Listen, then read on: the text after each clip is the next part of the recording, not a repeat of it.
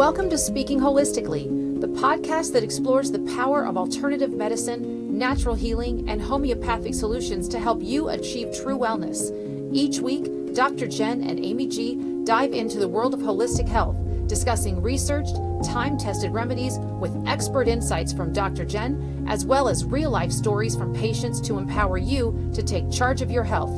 So if you're ready to embrace a more natural path to wellness, let's start speaking holistically, because true healing begins from within.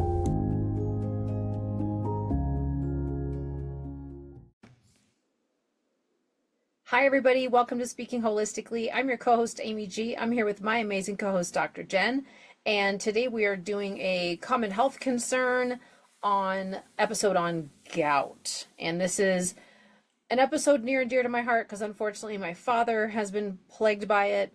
His father, I think one of his brothers, it's definitely something that happens in my family more often than I would like. So yes, there can be a genetic predisposition to having gouty type issues, and it's basically the processing of uric acid, having your kidneys process that appropriately.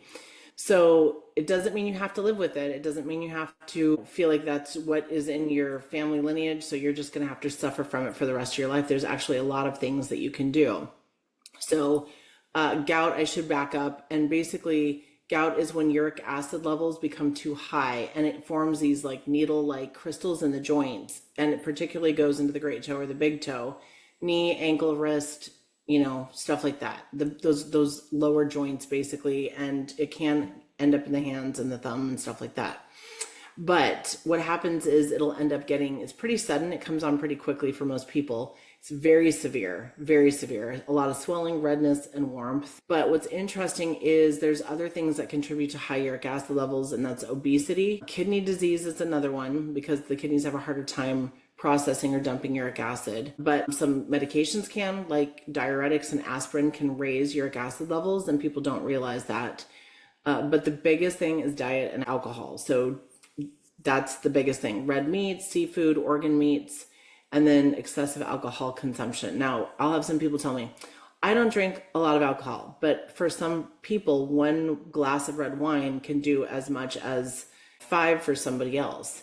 So that's the other thing to remember. But basically, the kidneys are having a hard time breaking down these purines, basically, and the uric acid accumulates. So there's something easy that most people can do that they don't know about instead of taking alpurinol or some of the other medications that are out there for gout. And that is a B vitamin called B5, which you'll almost never see it written on the bottle as B5. You see B6, B12, but you'll never see B5. It's called pantothenic acid, and it's a water-soluble B vitamin. And its main role is for the synthesis of coenzyme A, which is involved in energy metabolism, synthesis of fatty acids, cholesterol, and acetylcholine.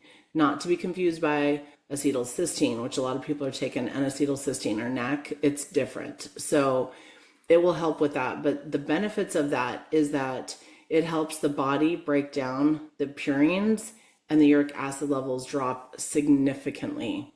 Now, the RDA for pantothenic acid for adults is 5 milligrams a day. So I'm giving you an idea of why I'm telling you that.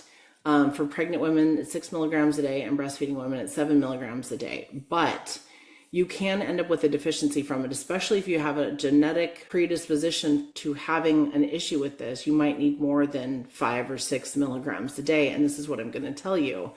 Some of the deficiency symptoms are not just gout, but it could be fatigue and irritability, numbness, burning of the hands and feet, so, paresthesia type stuff, muscle cramps, headache, nausea, and also increased susceptibility to infections. So I want to tell you that because pantothenic acid is generally well tolerated, even really in high doses. Some people can end up with mild gastrointestinal issues, but most people, I've honestly never had a single patient tell me that.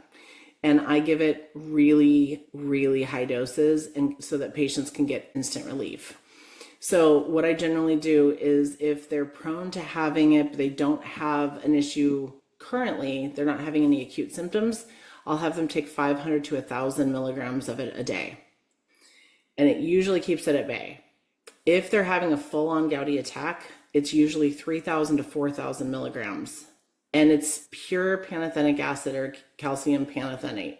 It's not pantothenic acid with 6 different B vitamins and some other stuff, because you're going to get too much of something else potentially when we're really trying to hyper focus the system and give it enough of that pantothenic acid. So I will have patients literally by the end of the day telling me that they got relief. It may not be 100% perfect at that point, but it's enough that they can walk.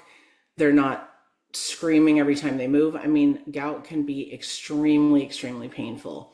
And sometimes even when the uric acid on labs isn't as high as it could be for those kind of symptoms, the pantothenic acid will really help bring that down for a lot of people. That B5 or pantothenic acid is not just great for gout, even though that's what we're talking about. It's great for skin health, for wound healing.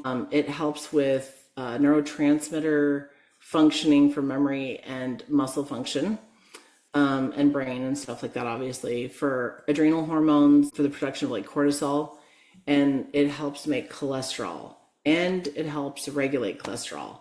So everybody's like, oh, I have too much cholesterol. I'm like, it's not that you have too much, it's just that it's not being put where it needs to be put. Yeah. And your body's not converting it from cholesterol into hormones or into these other pathways to decrease the inflammation in your body. It also assists in the production and maintenance of red blood cells, improving oxygen transportation or transport really. And then, like I said, it does help with the adrenals and cortisol levels. So it's going to help with stress management, but there's dietary sources of it, which most people aren't eating a ton of.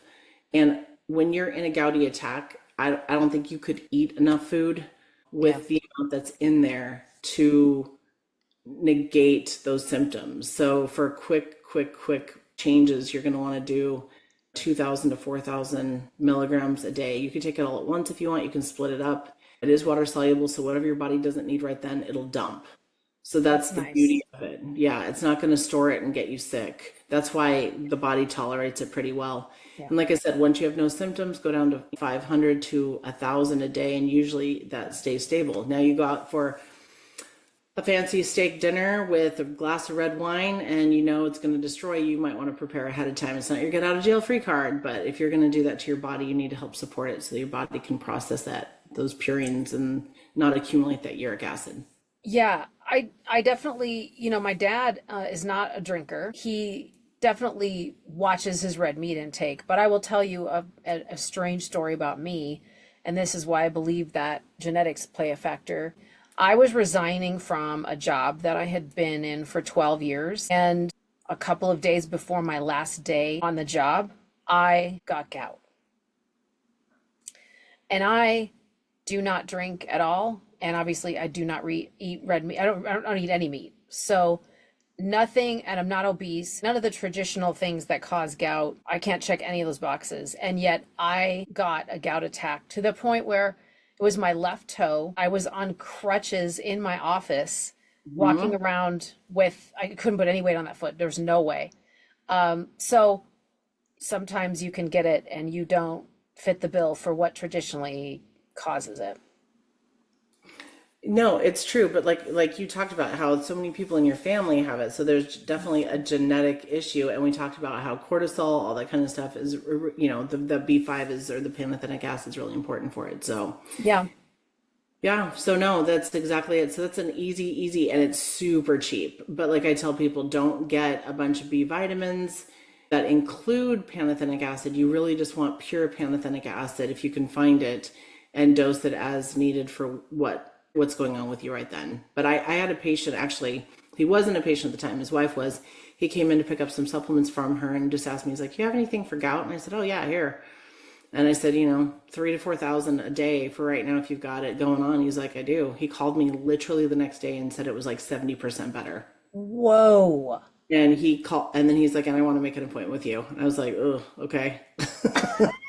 And for my listeners, like everybody knows how busy I am. So I'm not out there fishing the whole purpose of this podcast is not to get business. Let's be real. It's just to get the information out there. So, but he was a really great guy, but it changed his life because he would take the L-Purinol and it really didn't do anything for him specifically. Yeah. I know it does do things for a lot of people, but for him, it wasn't doing much, and that he couldn't believe that a simple cheap B vitamin just knocked everything out of the ballpark. And once again, He could have a genetic predisposition to this, and we just want to make sure that we support his body with the nutrients that he needs.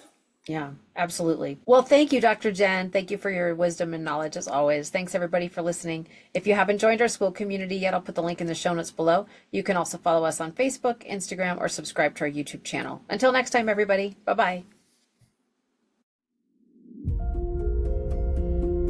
That wraps up another episode of Speaking Holistically. Thank you for listening. We hope today's conversation gave you new insights and inspiration to take charge of your health. If you enjoyed this episode and want to hear more, be sure and join the Speaking Holistically school community by clicking the link in the show notes. There, you'll get access to daily podcast episodes, weekly live Q&As, educational content, and so much more. You can also connect with us on our Facebook page, follow us on Instagram, and subscribe to our YouTube channel. Until next time, be well, stay curious, and keep speaking holistically.